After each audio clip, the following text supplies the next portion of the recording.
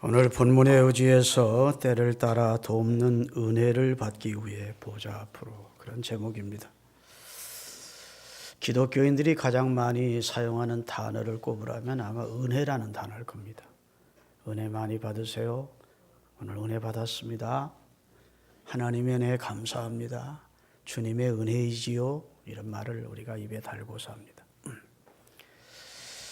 물론 불신자들도 부모님의 은혜에 감사하고 자신들에게 도움을 준 사람들에게 감사하면서 은혜를 기억하며 사는 사람들이 많습니다.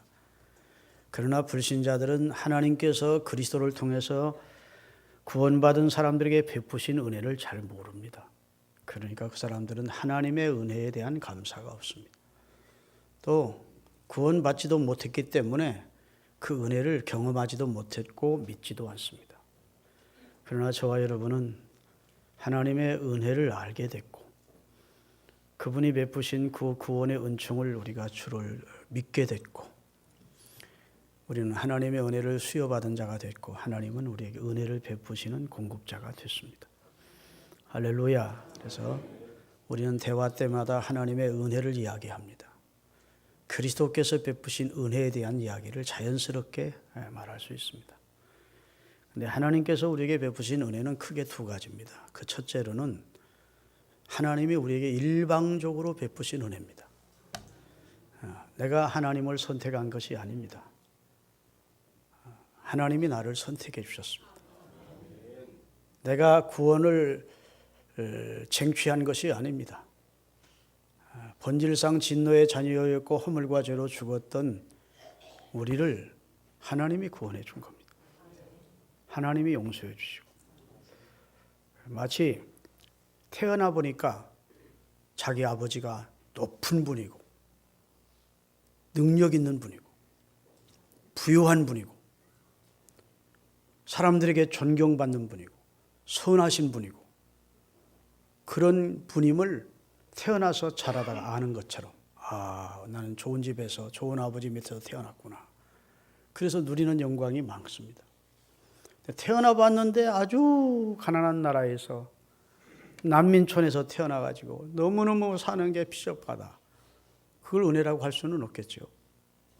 여러분 성경에 보면 하나님이 우리에게 구원받은 자에게 베푸신 은혜는 일방적입니다. 너희가 그 은혜를 인하여 믿음으로 말미암아 구원을 얻었는데 이것이 너희에게서 난 것이 아니고 하나님의 은혜래요. 그래서 우리가 구원을 받았습니다. 근데 하나님이 우리를 왜 구원해 주셨는지 우리는 이유를 잘 모릅니다. 하나님의 은혜로 이 쓸데없는 자 왜 구원해 주는지 난 알 수 없도다. 알 수 없습니다. 나보다 잘난 사람, 나보다 지식 있는 사람, 나보다 여러 면으로 괜찮은 사람들이 많은데 어찌 나를 구원해 주셨는지, 어찌 내게 구원에 이르는 믿음을 선물로 주시고 하나님의 자녀되는 영광을 주셨는지 우리는 잘 모릅니다. 그렇지만 우리가 은혜 받은 건 확실합니다.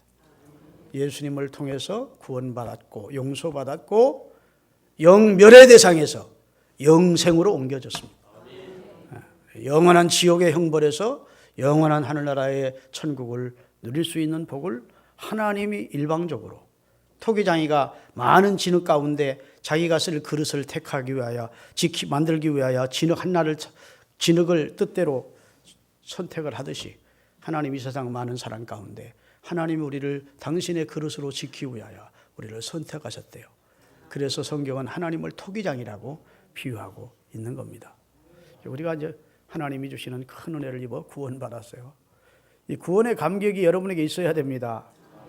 생각해도 잠을 자다가도 내가 구원받은 거 생각하면 너무 감사하고 너무 기쁘고 이것이 찬송과 감사의 조건이요 기도가 돼야 됩니다. 그런데 또 한 가지 은혜가 있습니다. 이것은 내 편에서 응답해야 주시는 은혜입니다. 자, 아까 말씀드린 구원의 은총은 일방적인 하나님 편에서 하신 일입니다. 하나님이 나를 선택하셨고 하나님의 임의로 하나님의 섭리 가운데 나를 선택하시고 나를 구원하시고 나를 그의 자녀 삼아 주셨습니다. 그리고 이 세상에 우리가 사는 동안 우리가 또 하나님의 은혜를 하나님이 우리에게 주시기를 원하십니다. 때를 따라 돕는 은혜를 주시기를 원하십니다. 할렐루야. 그 은혜는 우리 편에서 수용을 해야 합니다. 아멘. 하고 감사해야 하면서 믿고 순종할 때 그게 복이 되는 겁니다. 은혜가 되는 겁니다.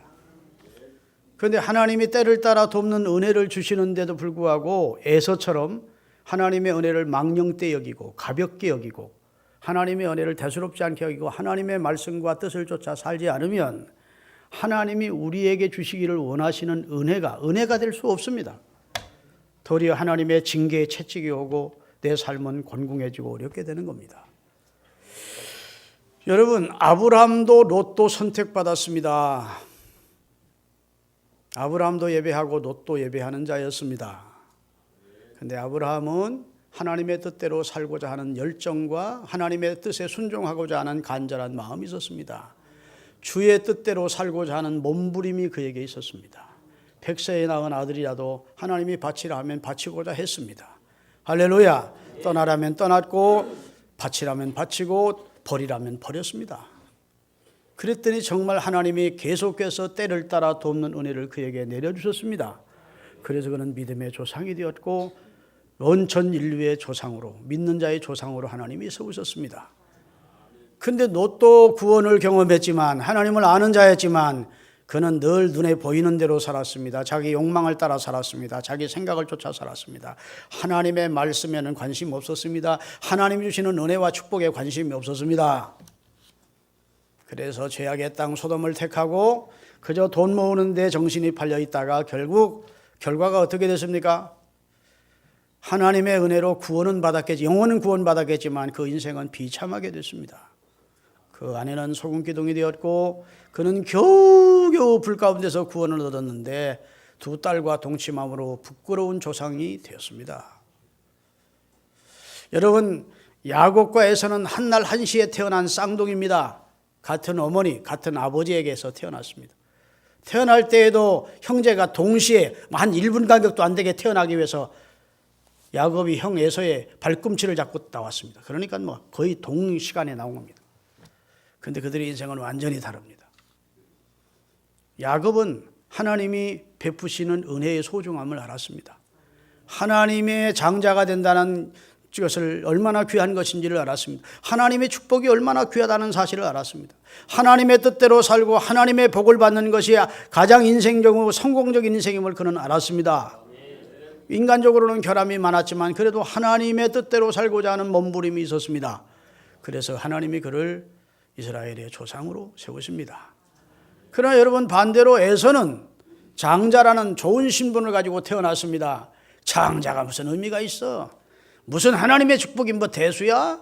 내가 내 능력으로 살면 되지. 나는 사냥도 잘하고 건강한데 하나님의 축복 같은 거 안 받아도 돼. 장자 끝까지 거 안 하면 어때? 팥죽 한 그릇도 못한 장자, 그러니까 너 가져라. 그리고 팥죽 한 그릇과 장자의 명분을 동생에게 파는 어리석은 짓을 했습니다. 하나님의 축복을 우습게 여겼습니다. 그래서 성경은 이 에서를 가리켜서 따라합시다. 망령된 자라. 망령된 자라고 여깁니다. 망령됐다. 인간은 하나님에 의해서 존재케 된 피조물입니다. 하나님의 은혜를 입어야 평생을 하나님의 보호와 인도와 축복 속에 살다가 구원받게 될 수 있습니다. 그런데 하나님을 없이 여기는 거예요. 하나님을 경홀히 여기는 거예요. 그러니 에서의 생은 하나님의 은혜에서 떨어져 나가게 되는 겁니다. 할렐루야. 여러분, 사무엘도 사사이고 삼손도 사사입니다. 사무엘은 구원의 은총을 입고 삼손도 나시른으로 선택받아 구원의 은총을 입은 자입니다. 그런데 사무엘은 하나님의 뜻을 소중히 여겼습니다. 기도하는 생활을 소중히 여겼습니다. 자기에게 주어진 사사라는 직분과 선지자라는 직분을 소중히 여겼습니다. 그리고 이 직분을 잘 감당하기 위해 하나님을 의뢰하고 기도하면서 하나님의 뜻대로 살고자 하는 열정과 몸부림이 있었습니다. 그랬더니 하나님이 사무엘을 이스라엘의 국부로 세우십니다. 할렐루야. 여러분, 삼손은 나시른으로 어머니 태에 있을 때부터 하나님이 구별했습니다. 태어나서 성장하자 그는 하나님의 말씀대로 살지 않습니다. 음녀인 드릴라라는 여주인의 무릎을 베고 잠이 들고 늘 술에 취해 있고 하나님 주신 이스라엘의 사사라는 사명은 다 망령되이 버리고 그리고 자기 뜻대로 자기 고집대로 살다가 두 눈 뽑히고 연자 맷돌을 돌리다가 블레셋의 신전이 무너질 때 함께 죽었습니다. 할렐루야. 여러분, 다윗도 사울도 동시대의 왕들입니다. 둘 다 선택을 받았습니다. 그런데 사울은 선택받을 때까지는 하나님의 은혜가 그에게 임했었고 성령도 임했었고 겸손했었습니다. 그래서 하나님이 이스라엘의 초대왕으로 세웠습니다. 왕이 되자 얼마 못 가서 교만해지기 시작했고 하나님의 말씀을 없이 여기기 시작했고 하나님의 은혜를 가볍게 여겼습니다. 하나님의 이름을 높이기보다는 자기 이름을 높이기 위한 기념비를 세우고 전쟁의 승리를 주신 하나님께 감사하기보다는 자기를 높이는 망령된 행동을 서슴지 않았습니다.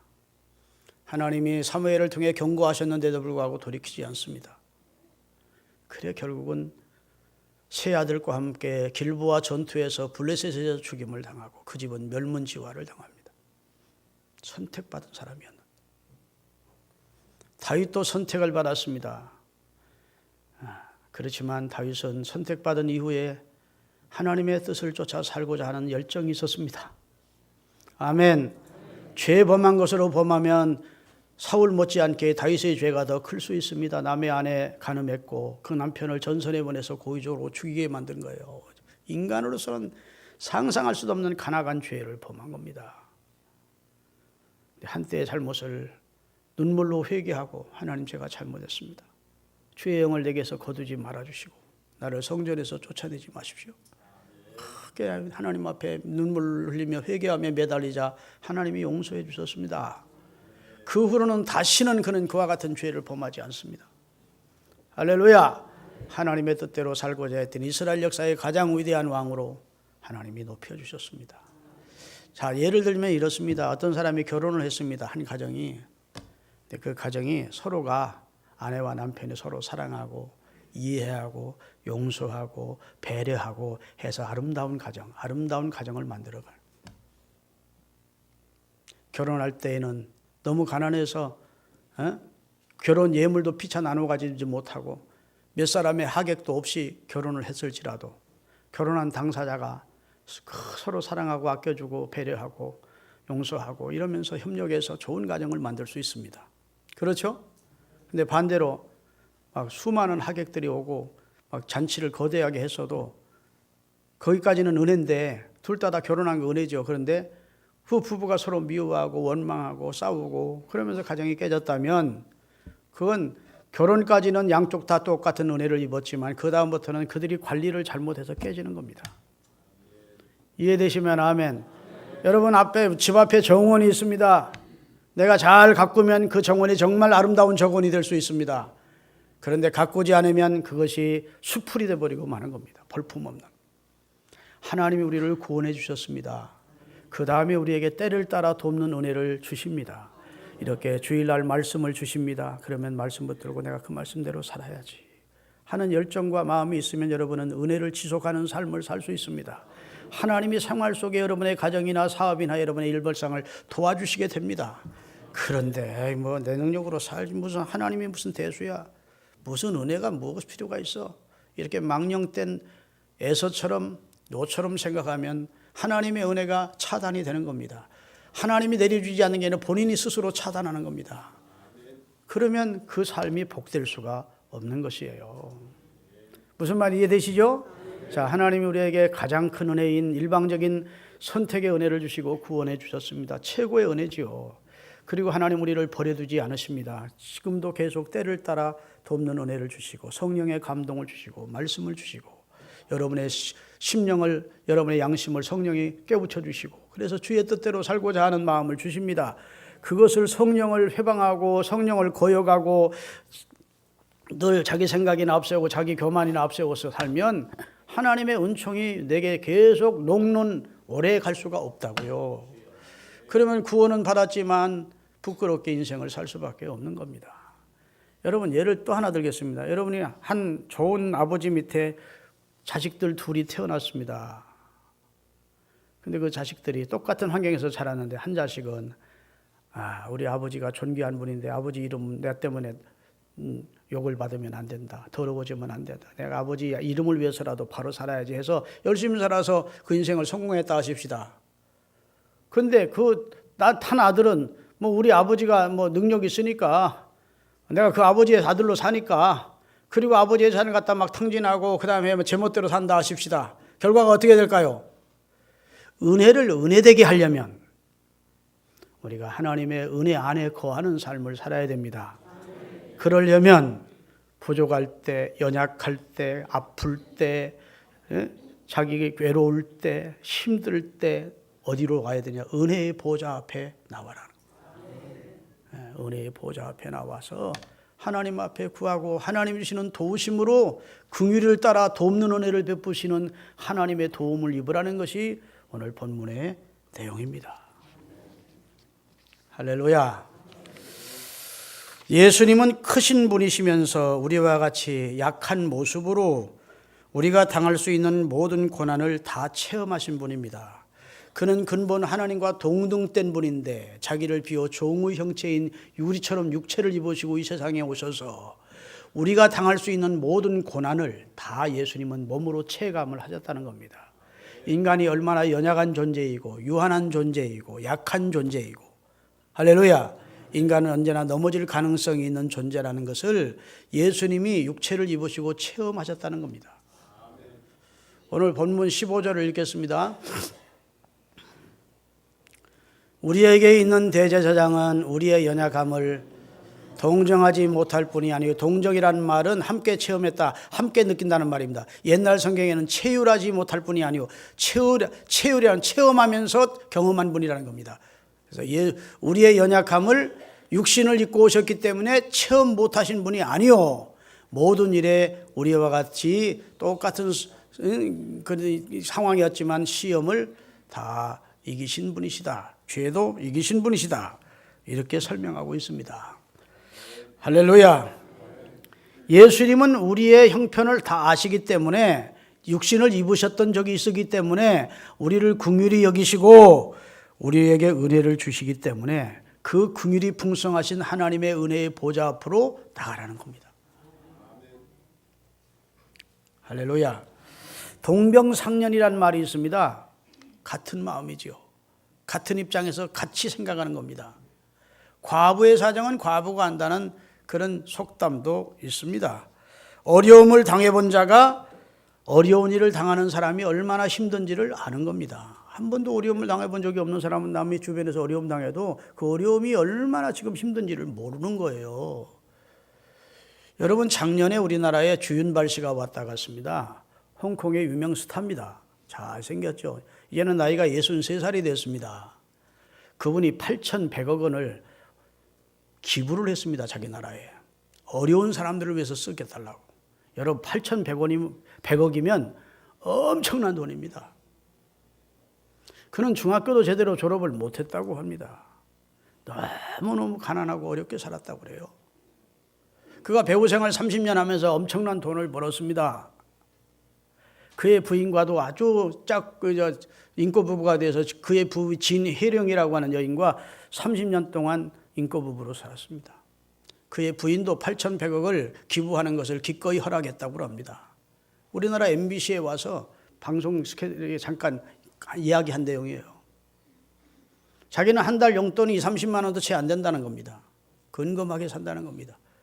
그리고 그 많은 돈을 자기처럼 자기가 너무너무 어렸을 때 어려움을 당했을 때를 생각하면서 돈은 영원히 가질 수 있는 것이 아니기 때문에 돈은 영원한 것이 아니지 않습니까? 그가 대답하기를 그렇게 했어요. 돈은 영원한 것이 아닙니다. 영원히 내가 가질 수 있는 게 아니고 꼭 필요한 사람을 위해서 쓰여지면 좋지요. 그렇게 말한 겁니다. 아멘. 본인이 체험했다는 게 그렇게 중요합니다. 여러분, 우리나라도 가끔 기부를 하는 사람들이 있습니다. 가난한 분이 공부 못하고 할머니들이 막 돈을 벌어놓고 마지막에 무슨 어느 대학에 기증을 하고 그런 얘기 많이 있는데 한이 돼서 그러는 겁니다. 판이 돼서. 응? 여러분, 출애굽기 23장을 읽어보면 하나님께서 이스라엘 백성들에게 나그네를 잘 대접하라는 말씀을 하십니다. 너도 애굽에서 나그네에 있었다. 아멘. 그러니 동병상련의 입장에서 너희 집에 드나드는 나그네가 네 집에 오면 잘 대접하라는 겁니다.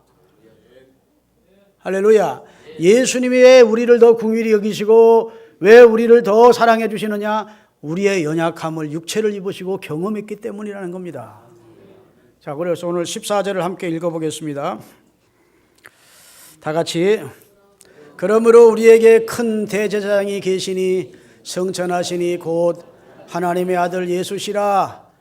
우리가 믿는 도리를 굳게 잡을지어다. 자, 여러분, 예수님은 사실은 인간을 입으시고 이 세상에 오셔서 고생하실 필요가 없는 분입니다. 그분은 하늘 영광 중에 존귀와 영광만 받으셔야 될 분이십니다. 그런데 이 세상에 바로 우리를 구원해 주시기 위하여 육체를 입으시고 성육신하셔서 괴로움과 아픔과 슬픔과 고통을 다 당해 보셨습니다. 그래서 우리의 체질과 형편을 잘 아신다는 겁니다. 그리고 그 은혜를 구하면 도우심을 주시겠다는 겁니다. 때를 따라 돕는 은혜를 주시는 주님의 말씀에 오늘 여러분 귀를 기울이시고 은혜의 보좌 앞에 여러분이 나아가는 은혜가 있기를 바라겠습니다. 오늘 본문에 보면 예수님은 큰 대제사장이라는 설명이 나옵니다. 구약시대, 곧 예수님이 오시기 전에는 구약시대라는데 대제사장이 있었습니다. 대제사장은 백성을 대신해서 하나님 앞에 서는 자입니다. 지성소에 들어가서 백성들의 죄를 속하는 제사를 드리며 기도를 했습니다. 백성의 죄, 먼저 백성의 죄보다 자신의 죄를 벗고면서 용서받는 속죄제를, 자신의 죄를 용서해 기도한 다음에 그 다음에 백성의 죄를 가지고 지성소에 들어가서 백성을 대신한 중보의 사역을 감당했습니다. 백성을 대신해서 하나님 앞에 중보하는 사역의 감당자가 한마디로 제사장입니다. 왜 그렇게 하셨느냐? 출애굽기 19장에 보면 21절 23절에 보면 이런 말씀이 있습니다. 하나님이 모세를 향해서 시내산에 백성이 오르지 못하게 하라는 겁니다. 절대 오르면 안 된다는 겁니다. 하나님의 거룩하심이 죄 많은 인간을 충돌한다는 겁니다. 죽는다는 겁니다. 하나님의 본성이 거룩하시고 완전하시기에 불완전하고 죄인된 인간이 하나님 앞에 서면 하나님과 충돌하겠다는 거예요. 하나님의 본성적인 충돌이 있으면 죽을까 하노라. 그래서 가까이 이르지 못하게 하시고 처음에는 모세와 대면하여 말씀하신 하나님이 나중에는 모세의 형 아론을 특별히 세워서 대제사장으로 세웁니다. 그리고 그 후손들을 제사장으로 세워서 하나님이 그들의 제사를 통해서 백성의 죄를 용서하도록 하신 겁니다. 할렐루야. 그래서 하나님은 하나님 앞에 올 수 있는 자, 하나님 앞에 설 수 있는 자를 선택하셨고 그것이 바로 제사장 제도입니다. 그러나 제사장이라도 함부로 모두 다 하나님 앞에 설 수가 없었습니다. 그 중에서 가장 성결한 제사장인 대제사장이 서야 됐고 대제사장이 요구됐을 때에는 제사장 가운데서 하나님이 제비를 뽑도록 해서 선택은 하나님께 있다고, 그 뽑히는 사람은 하나님이 지정한 사람이라고 해서 그 사람이 지성소에 들어가서 백성의 죄를 속하는 제사를 드리게 한 것입니다. 할렐루야. 그런데 오늘 본문 14절에 무엇이라고 말씀하시는가 하면 예수님을 큰 대제사장이라고 말씀하십니다. 대제사장들 중에서도 대장제사장이다 그 말이에요. 제사장 중에 대제사장이 제일 높은데 대제사장 중에 큰 대제사장이래. 그러니까 가장 귀하고 높은 대제사장이 예수님이심을 말씀하셨습니다. 할렐루야. 하나님은 우리에게 새로운 대제사장을 보내셨다는 것입니다. 그가 세상에 죽음을 당하셨으나 주님께서 그를 3일 만에 부활시키시고 승천케 하신 후 지금은 하나님의 보좌에 앉아 계시는 영광의 왕이 되신 분이 큰 대제사장 예수님이라는 겁니다. 할렐루야. 인간 대제사장도 백성들 사이에는 큰 어른입니다. 대제사장이 나타났다 하면 모든 백성이 머리를 그 앞에 숙였어요. 그만큼 인간 대제사장도 존경과 그다음에 사랑의 대상이었는데 예수님은 인간 대제사장과는 비교가 안 되는 위대하신 큰 대제사장이라는 겁니다. 예수님은 하나님과 우리 사이를 중보하신 최고의 큰 대제사장입니다. 할렐루야. 그리고 우리를 변호하십니다. 하나님 편에 서서 우리를 변호하시고, 그리고 확실하게 우리 편에 서서 우리가 하나님 앞에 나가도록, 하나님 앞에 설 수 있도록 해주시는 분이 예수님입니다. 이런 능력은 아무에게나 있는 것이 아니고 오직 자신의 피로 인류의 죄를 속죄해 주신 진정한 중보자 되신 하나님의 아들 예수에게만 하나님이 허락하신 직책입니다. 그래서 우리가 그 은혜를 인하여 믿음으로 말미암아 구원을 얻고 예수님의 피를 힘입어 하나님 앞에 담대히 나갈 수 있는 자격을 얻게 된 거예요. 여러분, 우리나라에도 변호사들이 많습니다. 특별히 미국에 가면 변호사가 그렇게 많습니다. 미국 사람들은 경찰에 붙들리거나 검찰에 불려가면 한마디도 안 합니다. 자기가 말했던 것이 도리어 자기에게 올무가 될 수 있기 때문에 한마디도 안 하고, 우리 변호사가, 우리 담당 변호사가 오시면 그때 말하겠다고 얘기합니다. 변호사에게 물어보고 변호사가 그를 대신해서 검사와 경찰에게 말해주는 겁니다. 근데 변호사도 급수가 있습니다. 사법시험 봐서 변호사 사무실에 낸 사람은 급수가 몇 밑입니다. 검사장을 했다든지 법원장을 했다든지 하여튼 높은 지구에 있던 대법관을 했다든지 그런 사람들이 변호사 사무실을 꾸리고 나서 그 사람들이 수임을 하면 그런 사람은 검사나 경찰이 함부로 할 수 없습니다. 이런 사건 잘못 들었다가 큰일 나기 때문에. 그리고 그런 사람들은 인맥이 투철합니다. 아주 견고합니다. 자기 동기들이나 자기 친구들이 지금 다 아주 높은 자리에 있기 때문에, 야, 내 얼굴 봐서 이것은 사건 이기게 해줘. 그러면 그냥 이기게 해주는 거예요. 그걸 이제 전관예우라는 말을 우리가 많이 합니다. 다시 말해서 대제사장도 제사장도 급수가 있어요. 대제사장도 급수가 있어. 예수님 같은 제사장은 없다는 거예요. 큰 대제사장. 할렐루야. 네. 여러분, 사탄이 여러분과 저를 고발합니다. 하나님, 저 김철중이요, 그럴듯한 목사 같지만 안 보는 새는 별짓 다합니다. 저놈 죽여야 됩니다. 성경 법대로 하면 죽여야 돼요. 그래요. 그러면 예수님이, 내 변호사이신 예수님, 나를 하나님 앞에 세워주신 예수님이, 아버지 하나님 옳습니다. 저 철중이 연약하여서 넘어지기도 하고 죄도 범하죠. 사실 옳습니다. 그렇지만 저 철중이를 대신해서 내가 죽었지 않습니까? 나의 의를 철중이에게 줬고 철중이의 죄를 내가 담당했지 않습니까? 할렐루야. 나를 봐서 철중이 용서하셔야 됩니다. 성경이 그렇게 아버지가 약속하지 않았습니까? 나를 믿으면 영생을 얻는다고, 나를 믿으면 용서되고 하나님의 자녀라고 하지 않았습니까? 이렇게 나를 변호하신다는 거예요, 예수님이. 그럼 하나님도 꼼짝 못하는 거예요. 할렐루야. 어떤 데는 하나님의 율법이 나를 정죄합니다. 하나님의 율법이. 율법대로 하면 저 김철중이 저 죽어 마땅한 놈이에요. 저 죄인이에요. 그러면 예수님이 나를 또 변호하신다는 겁니다. 내가 인간의 이 몸을 입었었는데, 하나님 아버지, 인간은 다 연약해요. 한계가 있어요. 넘어져요. 인간은 신이 아니에요. 천사가 아니에요. 내가 경험했잖아요, 아버지. 하나님, 나를 통해서 구원받은 하나님의 자녀 아닙니까? 용서하세요. 받아주세요. 저의 소원과 기도를 들어주세요. 이렇게 저를 위해 대언해 주시고 중보해 주시고 속죄의 제사를 드려주셨다는 겁니다. 그 은혜의 보좌, 이걸 시온자라고 합니다. 시은좌, 은혜가 베풀어지는 자리, 그 은혜의 보좌 앞에 나가라는 거예요. 아버지 하나님의 긍휼을 받기 위하여, 그의 돕는 은혜를 얻기 위하여, 약할 때, 병들었을 때, 답답할 때, 낙심될 때, 너무너무 외로울 때, 그때 하나님의 은혜의 보좌 앞에, 주님의 은혜의 보좌 앞에 나가라는 겁니다. 하나님 도와주십시오 하면, 우선 하나님이 듣기 전에 예수님이, 그래, 나도 너처럼 육신을 입었었다. 인간은 약하지.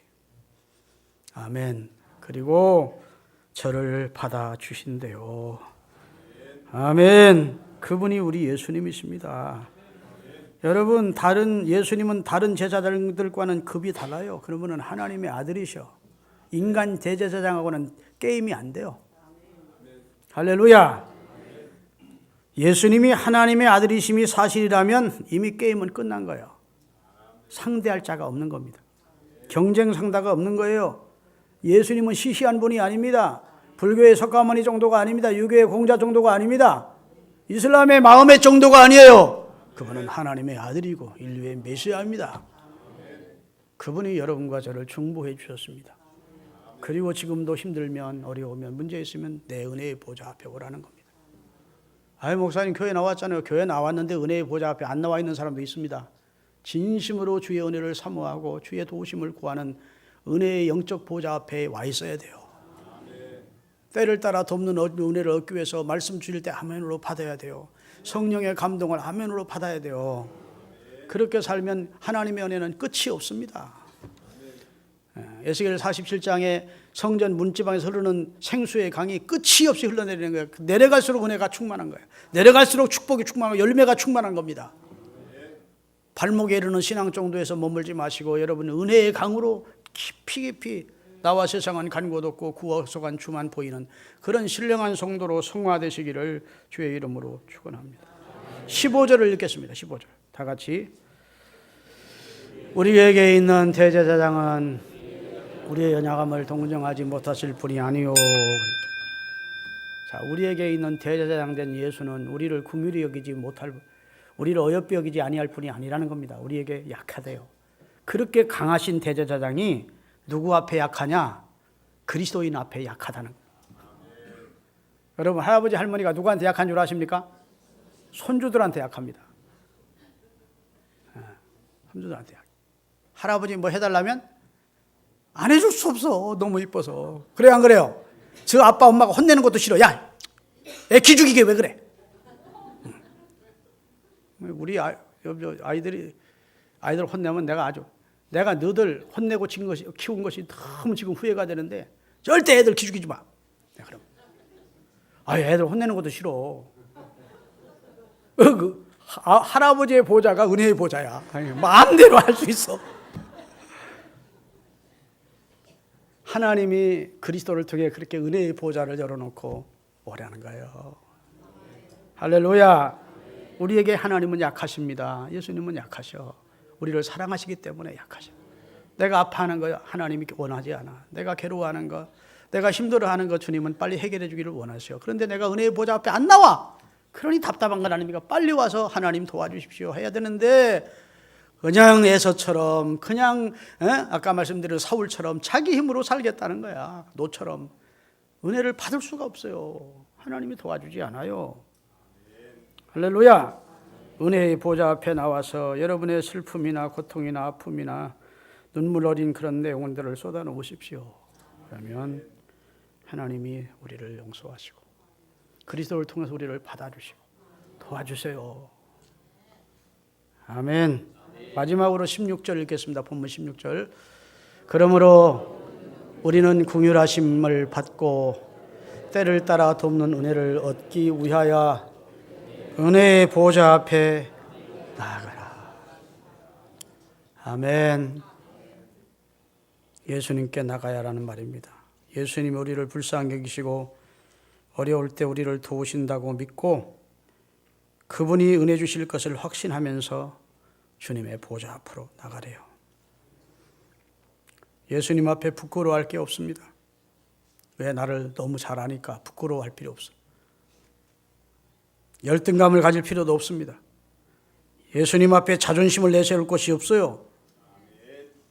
예수는 우리의 연약함을, 우리의 나약함을 이미 다 알고 계시고 육체를 입고 경험하신 분이에요. 예수님은 나사로 이문 앞에서 울기도 하셨고 성전을 숙정하면서 분노도 하셨고 십자가를 앞에 놓고서는 죽기까지 고민도 하셨어요. 그래 인간의 육체가 얼마나 나약한다는 사실을 모르지 않아. 여러분 연약해서 넘어지면 주님은 붙들어 주십니다. 아멘. 제발 주님 앞에 체면 좀 차리지 마시고 자존심 세우지 마시고 주님 제가 부족합니다. 정난한 내 모습을 그대로 놓고 저 좀 도와주십시오. 제게 좀 힘을 주십시오. 살게 건강을 주십시오. 남은 세월 어떻게 살겠습니다. 은혜의 보좌 앞에 와서 세상 말로 땡깡을 놓으세요. 하나님 앞에. 하나님 좀 그려달라. 믿습니까? 너희가 간절히 나를 찾고 찾으면 만난다 했는데 은혜의 보좌를 배설해 놓고 기다리시는 주님이 있는데 왜 못 나오느냐는 거예요. 할렐루야. 아유, 그럼 성전에 늘 나와서 기도해. 성전만 은혜의 보좌가 아니에요. 여러분이 집안 골방도 은혜의 보좌야. 여러분이 하나님의 임재 앞에 있다는 걸 의식하고 하나님 앞에 기도하면 그 자리가 은혜의 보좌야. 어떤 장소가 은혜의 보좌가 아니고 여러분이 중심에 내가 하나님의 임재 앞에 내가 있다고, 주님이 내 앞에 계시다고 믿고 기도하는 장소는 다 은혜의 보좌. 우리 모두 하나님의 보좌 앞에 서는 날이 올 겁니다. 이 땅을 마치고 나서 그때 천천만만의 구원받은 성도들과 함께 보좌에 앉으신 하나님, 그 옆에 계신 어린 양 되신 우리 주님께 찬송하는데 구원하심이 보좌에 앉으신 우리 하나님과 어린 양 덕분에 내가 구원을 받았노라. 영광을 주님께 돌리더라는 거. 이게 요한계시록 7장에 나오는 내용이에요. 그랬더니 천군 천사가 주위에 둘러서 있다가 아멘, 찬송과 존귀와 영광과 권능과 능력과 힘이 우리 하나님께 있도다 라고 화답을 하더라는 거예요. 여러분, 우리 모두 그 자리에 참석하는 주인공들이 될 수 있기를 바랍니다. 기도하시겠습니다.